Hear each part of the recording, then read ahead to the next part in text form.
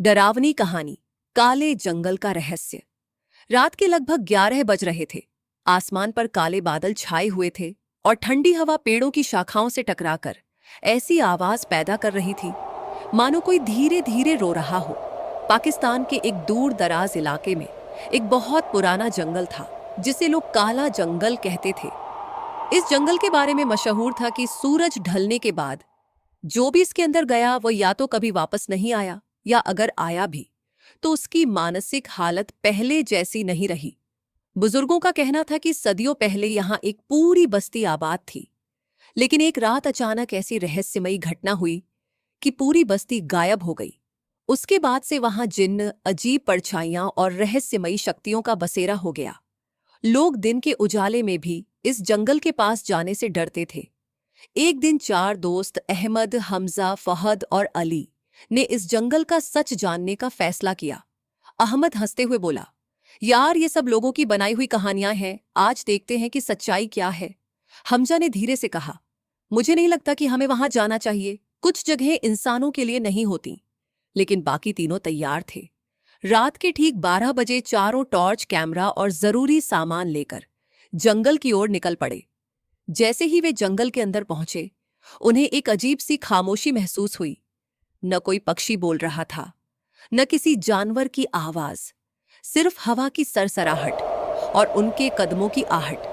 कुछ देर चलने के बाद अहमद की नजर एक बहुत पुराने पेड़ पर पड़ी। उसका तना बीच से पूरी तरह जला हुआ था, लेकिन उसकी शाखाओं पर हरे भरे पत्ते लगे हुए थे। उसी समय उनका कैमरा अचानक बंद हो गया। फहद ने घबरा कर कहा, अरे, इसकी बैटरी तो पूरी चार्ज थी। तभी दूर कहीं से किसी औरत के रोने की आवाज सुनाई देने लगी। चारों दोस्त एक दूसरे का चेहरा देखने लगे। अली ने कांपती आवाज में कहा, ये आवाज इंसान जैसी नहीं लग रही। आवाज कभी पास आती, कभी दूर चली जाती। अहमद ने हिम्मत करके कहा, चलो देखते हैं। वे उस आवाज का पीछा करते हुए जंगल के और अंदर चले गए। करीब 10 मिनट बाद उन्हें एक बहुत पुराना टूटा हुआ कुआं दिखाई दिया। कुएं के चारों ओर अजीब निशान बने हुए थे, जैसे सदियों पहले वहां कोई रहस्यमयी अनुष्ठान हुआ हो।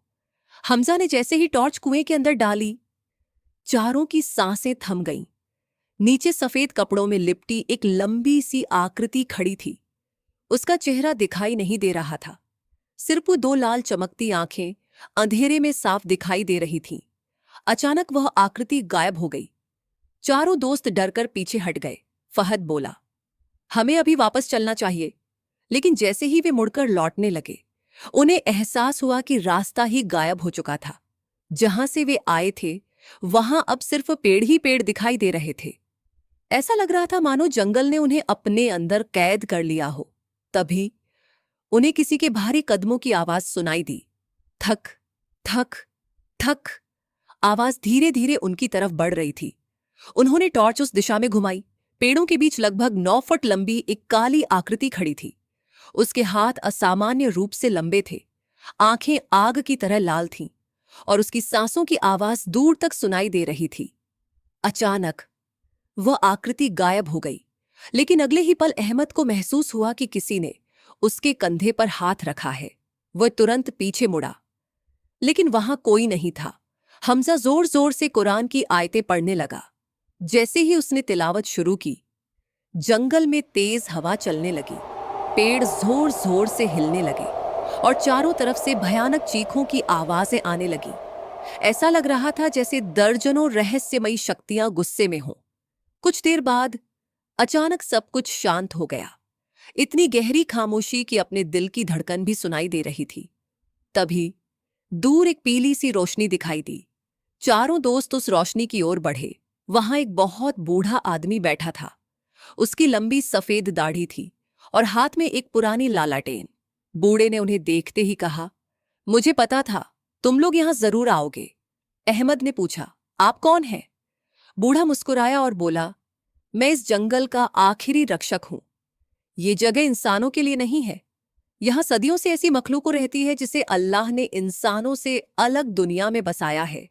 वे हर इंसान को नुकसान नहीं पहुंचाती, लेकिन जो उनके राज्य जानने की कोशिश करता है वह अक्सर कभी वापस नहीं लौटता। दोस्तों ने उनसे बाहर निकलने का रास्ता पूछा। बूढ़े ने कहा, रास्ता मिल जाएगा, लेकिन एक शर्त है, आज रात 12:33 तक कोई भी पीछे मुड़कर नहीं देखेगा। चाहे कोई तुम्हारा नाम पुकारे, चाहे किसी औरत के रोने की आवाज आए, या तुम्हें अपने किसी प्रिय की आवाज सुनाई दे, पीछे मत देखना। चारों ने हामी भर दी।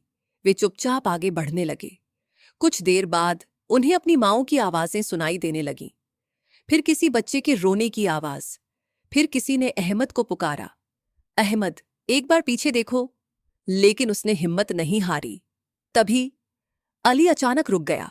उसे अपने दिवंगत पिता की आवाज सुनाई दी, बेटा, एक बार मेरी तरफ देख लो।